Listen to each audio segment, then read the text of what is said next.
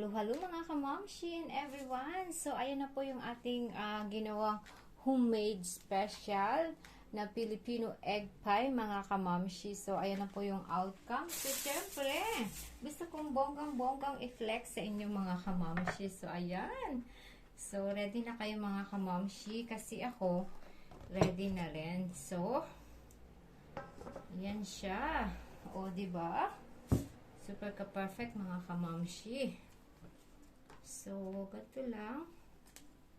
Okay. So, there you have it mga kamamshi. So, o diba? Sarap mga kamamshi. So, matry nga natin yung ating ginawang egg pie. So, cut natin syempre mga kamamshi. So, cut natin ng tamang-tama lang ng pagkat. So, ayan. Sarap-sarap mga kamamshi. So, try ko na mga kamamshi. Nakaka-crave tayo na nga ganitong kakanin natin. So, di ba? Dessert is life. So, ayan. Nahulog pa. So, lagay muna natin. So, ayan mga kamamshi, di ba? So, ayan, i-flex natin sa inyo ng bonggang-bongga.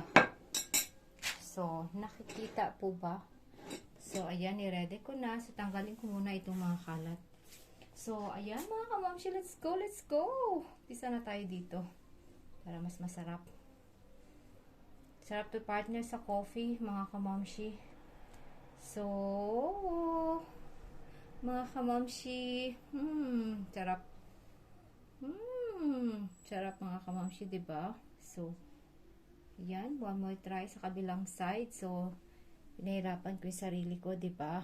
O yung mga kamamshi, di ako umikot. So, ayan. Try na natin. So, baba natin ng konti yung ating camera. So, yung phone pala. So, ayan. Very thin talaga ito mga kamamshi. Oh, diba? Sarap. Mga kamamshi. Tama lang yung tamis. Tsaka yung ating atay. Syempre, as in, super sarap mga kamamshi. Sarap. Diba?